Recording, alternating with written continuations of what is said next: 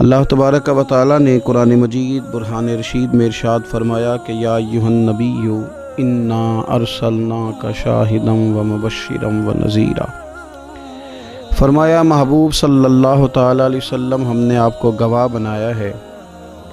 خوشخبری دینے والا بنایا ہے اور ڈر سنانے والا بنایا، وداعیا الی اللہ، اور آپ کو اللہ کی طرف دعوت دینے والا بنا کے بھیجا بِإِذْنِهِ، اس کے حکم کے ساتھ، اس کے اذن کے ساتھ، وَسِرَاجًا مُنِيرًا، اور چمکتا ہوا آفتاب بنا کے بھیجا ہے۔ اے محبوب صلی اللہ تعالی علیہ وسلم آپ کو داعی الی اللہ بنایا، اللہ کی جانب دعوت دینے والا بنا کے بھیجا ہے۔ انسان جب تک اللہ اور اس کے رسول صلی اللہ تعالی علیہ وسلم سے ذہنی طور پر اور روحانی اور قلبی طور پر وابستہ نہیں ہوتا، اتنی دیر تک وہ کمزور رہتا ہے، اور جب وہ رب رسول سے وابستہ ہو جاتا ہے، اس کا عقیدہ اللہ اور اس کے رسول صلی اللہ علیہ وسلم کی ذات پر مضبوط ہو جاتا ہے، پھر وہ ذہنی طور پر، فکری طور پر مضبوط ہو جاتا ہے۔ نبی پاک صلی اللہ تعالی علیہ وسلم کی تشریف آوری سے پہلے جو بنیادی مسئلہ تھا وہ یہ تھا کہ کفار مکہ، قریش بہت سارے بتوں کی پوجا کرتے تھے، تو جو نظریاتی کمزوریاں تھیں، جو فکری فقدان تھا، وہ ان کے اندر بہت زیادہ تھا۔ حج کر کے آتے تھے تو اوہام پرستی کا شکار تھے، حج کر کے آئے ہیں تو دروازے سے داخل نہیں ہوں گے، اوپر سے کود کر کے آئیں گے، کپڑے اتار کر معاذ اللہ بیت اللہ شریف کا طواف کرتے، قربانیاں کرتے تو ان کا خون کعبے کی دیواروں کے ساتھ ملتے۔ مصر کے اندر یہ رسم پائی جاتی تھی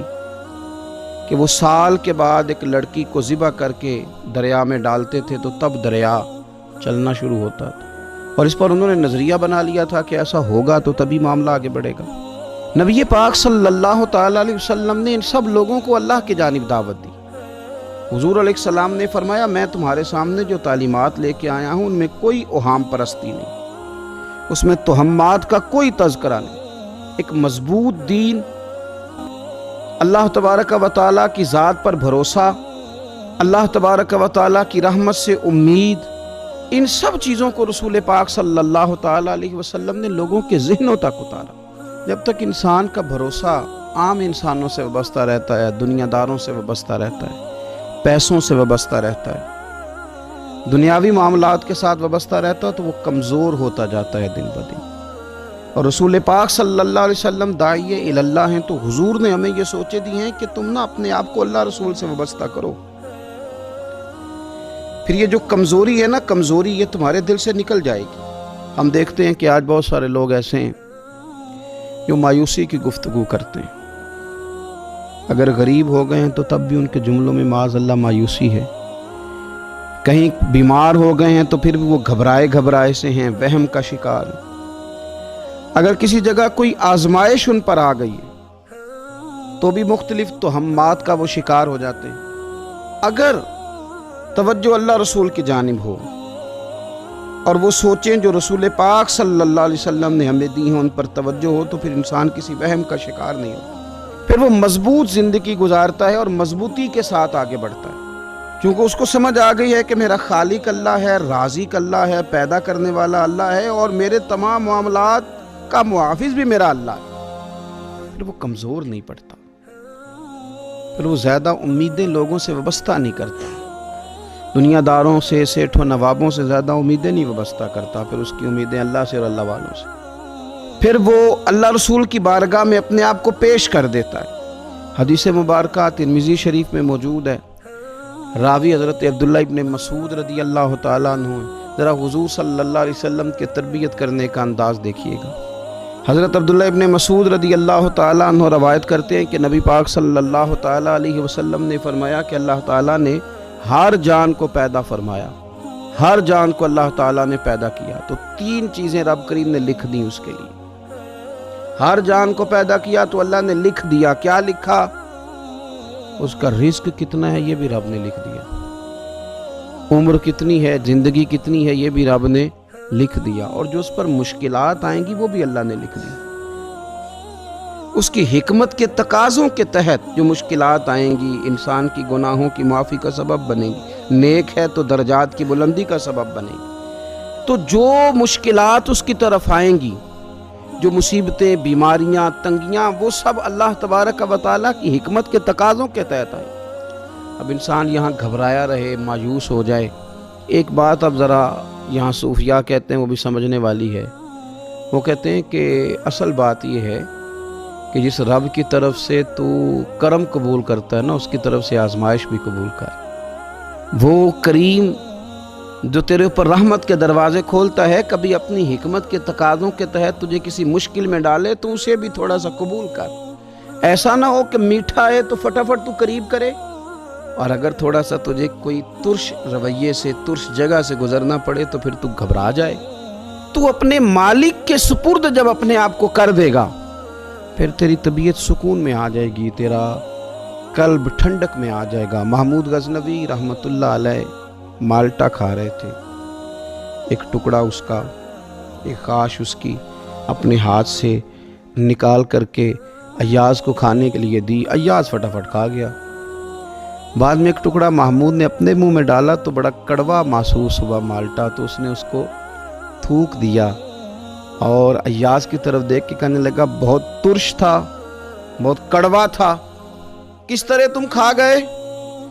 اللہ اکبر۔ تو ایاز نے جو بات کی وہ ہمیں سمجھاتی ہے کہ بندے کا رشتہ کس طرح کا ہونا چاہیے۔ ایاز کہنے لگا آقا ساری زندگی تیرے ہاتھوں سے میٹھے کھائے، آج ایک کڑوا آیا تھا تو میں اگر اسے تھوک دیتا، یہ کو آئینے وفاداری تو نہ ہوا۔ انسان کو اللہ کی طرف سے نعمتیں آتی جائیں، رحمتیں آتی جائیں، تندرستیاں آتی جائیں، لیکن کسی جگہ ذرا کمزوری دیکھنی پڑے تو انسان اس جگہ ٹھہر جائے، اس جگہ وہ گھبرا جائے، وہم کا شکار ہو جائے، پتہ نہیں کیا ہو جائے گا، ان چکروں میں پڑ جائے، تو یہ بات درست نہیں ہے۔ اب یہ کہ ہم کیا کرتے ہیں،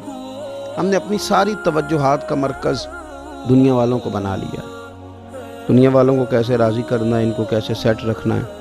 لوگوں کے ساتھ اپنے تعلقات کو کس طرح کر کے مضبوط کرنا ہے، بس اسی میں ہمارے صبح و شام گزر جاتے ہیں۔ 3-4 جگہوں پہ دعوت مل گئی ایک دن میں، ایک جگہ ولیمے پہ جانا تھا وہاں خود چلے گئے، ایک جگہ اصال ثواب کی تقریب تھی تو وہاں بیٹے کو بھیجا، اور ایک جگہ اور کسی معاملے میں دعوت تھی تو وہاں فون کر کے معذرت کر لی۔ کسی طریقے سے لوگ راضی رہیں۔ پھر کیا ہوتا ہے، پھر انسان کو یوں محسوس ہوتا ہے کہ اسے فٹ بال بنا لیا گیا۔ آپ لوگوں کی توقعات پہ کتنا پورا اتریں گے؟ اپنے چچا کے بیٹے حضرت عبداللہ ابن عباس کو حضور نے نصیحت فرمائی، فرمایا یقین رکھو اے عبداللہ ابن عباس، یقین رکھو کہ اگر ساری دنیا متفق ہو جائے تمہیں نفع پہنچانے میں تو تمہیں نفع پہنچا نہیں سکتی مگر وہ جو تمہارے لیے تمہارے رب نے لکھ دیا۔ لوگ تمہیں نفع پہنچانا چاہیں تو پہنچا سکتے نہیں، اور فرمایا اگر ساری امت متفق ہو جائے کچھ نقصان پہنچانے میں تو نقصان پہنچا نہیں سکتے مگر یہ کہ جو اللہ نے تمہارے لیے لکھ دیا۔ نہ تمہارا کوئی نفع کر سکتا ہے، نہ کوئی تمہارا نقصان کر سکتا ہے، ہوگا وہ جو اللہ کی مشیت کا تقاضا ہوگا، خدا کی رحمت کا تقاضا ہوگا۔ اب کرنے کا کام تو یہ ہے کہ ساری توجہات کا مرکز اللہ رسول کو بنایا جائے۔ آپ دیکھیے صحابہ کرام علیہم رضوان کو رسول پاک علیہ الصلوۃ والسلام کی مقدس زبان نور پر کس قدر زیادہ یقین کامل حاصل ہے کہ سید عالم صلی اللہ تعالی وسلم 313 سے کہتے ہیں کہ چلو جہاد کے لیے تو وہ نکل پڑتے ہیں، 1000 سے مقابلہ کرنا ہے تو وہ تیار نظر آتے ہیں۔ حضور علیہ السلام کہتے ہیں خندق میں چلو تو وہ تیار نظر آتے ہیں۔ حضور صلی اللہ تعالی علیہ وسلم جو وعدہ ان کے ساتھ کرتے ہیں تو وہ منوعاً اس وعدے پر توجہ کرتے ہیں۔ تو میرے عزیز یاد رکھنے کی بات یہ ہے کہ اگر ہمارا بھروسہ اللہ رسول پہ مضبوط ہو جائے، وہ وعدے جو ہمارے ساتھ ہمارے نبی پاک صلی اللہ علیہ وسلم نے فرمائے ہیں کہ سچ بولو گے تو نجات پا جاؤ گے، وہ جو نبی پاک صلی اللہ علیہ وسلم نے ہمیں فرمایا کہ 2 چیزوں کی تم مجھے ضمانت دو، میں تمہیں جنت کی ضمانت دیتا ہوں۔ یا رسول اللہ کون سی؟ فرمایا کہ 2 جبڑوں کے درمیان جو تمہاری زبان ہے اس کی مجھے ضمانت دے دو، اور ایک تمہاری 2 ٹانگوں کے بیچ جو شرمگاہ ہے تو مجھے اس کی ضمانت دے دو، میں تمہیں جنت کی ضمانت دے دیتا ہوں۔ تو وہ ساری چیزیں جو رسول کریم صلی اللہ تعالی علیہ وسلم نے ہمارے لیے رکھی ہیں، ہمیں ان چیزوں پر توجہ کرنی، ہمیں غور کرنا ہے کہ یہ وعدے جو اللہ رسول نے ہمارے ساتھ کیے ہیں یہ سب سے زیادہ مضبوط ہیں۔ اسی طریقے سے اگر رحمت خداوندی کی طرف انسان کا خیال جائے، اللہ کے کرم کی جانب اس کی توجہ جائے، میرے رسول پاک صلی اللہ تعالی علیہ وسلم نے ارشاد فرمایا، آپ یقین کریں جن لوگوں کی توجہ اس طرف ہو جاتی ہے کہ اللہ تبارک و تعالی بڑا کریم ہے، اللہ بڑا مہربان ہے، اللہ بڑا کرم کرنے والا ہے، تو پھر خدا بھی ان پر بڑی ہی رحمت فرماتا ہے، پھر اللہ تعالیٰ بھی ان کے لیے بڑی ہی آسانیاں کرتا ہے۔ اس لیے ہمارے بزرگوں نے لکھا ہے کہ اپنے رب کے ساتھ حسن ظن رکھنا واجب ہے، ضروری ہے کہ تم اللہ کے ساتھ اچھا گمان رکھو، اچھا گمان۔ امام غزالی نے حدیث لکھی ہے، ایک اعرابی نبی پاک صلی اللہ علیہ وسلم کی خدمت میں حاضر ہوا اور اس نے عجیب بات کی، عرض کی یا رسول اللہ صلی اللہ علیہ وسلم قیامت کے دن حساب کون لے گا؟ تو حضور نے فرمایا حساب تو میرا رب کریم لے گا۔ تو وہ شخص مسکرایا، حضور نے فرمایا کیوں مسکراتے ہو؟ عرض کی یا رسول اللہ جب کریم غالب آتا ہے تو وہ کرم ہی کرتا ہے، وہ کرم ہی کرے گا، وہ فضل ہی فرمائے گا۔ نبی پاک صلی اللہ تعالیٰ علیہ وسلم نے کیا فرمایا؟ فرمایا بھی یہ عربی بڑا فقیہ ہے، بڑا دانشمند ہے، یہ سادہ بندہ بڑی اعلیٰ بات کر گیا، فقیہ ہے، دانشمند ہے، اس لیے کہ اس کی امید اللہ تبارک و تعالیٰ کی رحمت کے ساتھ لگی ہوئی ہے۔ مسند امام احمد بن حنبل میں حدیث ہے، نبی پاک صلی اللہ علیہ وسلم فرماتے ہیں، رب فرماتے ہیں کہ اگر میرا بندہ زمین بھر گناہ لے کے میری بارگاہ میں آئے، بھر دی اس نے زمین گناہ کر کر کے، لیکن وہ آئے اور استغفار کرے اور اس امید پر استغفار کرے کہ رب مجھے معاف کر دے گا، سچے دل سے توبہ کرے، تو حضور فرماتے ہیں رب اس بندے کو معاف فرما دیتا ہے، اگر اس کی امیدیں اپنے رب کے ساتھ مضبوط ہوں۔ ہم نے یوں کیا ہے کہ کمزوری دکھانی شروع کر دی ہے، کمزوری، اور پھر کچھ معاشرے میں لوگ بھی ہیں، یہ کچھ جادو کا بتانے والے لوگ آ گئے ہیں جو ہر شخص کو کہتے ہیں کہ تجھے تو جادو ہو گیا ہے، جو ہر شخص کو یہ بات بتاتے ہیں کہ تیرے اوپر تو آسیب کا اثر ہے۔ ان لوگوں نے بھی لوگوں کو کمزور کر دیا۔ کچھ ایسے لوگ ہیں جو معاشرے کے اندر یہ کہتے پھرتے ہیں بھائی سب دنیا کا چکر ہے، سب دولت کا معاملہ ہے، جس کی لاٹھی اس کی بھینس، یہاں کچھ بھی نہیں ہو سکتا۔ انہوں نے بھی لوگوں کو کمزور کر دیا ہے۔ اپنے عقیدوں کو مضبوط رکھیں،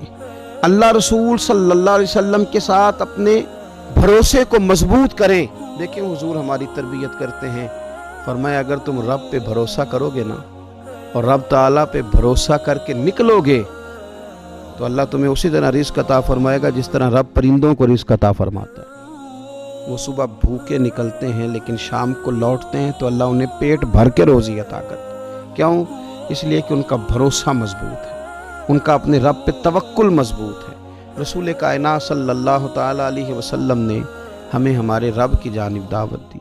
حضور نے ہمیں اللہ پہ بھروسہ کرنا سکھایا۔ رسول پاک صلی اللہ تعالیٰ علیہ وسلم نے ہمیں کہا کہ دنیا میں مسافروں کی طرح وقت گزار کے آ جانا،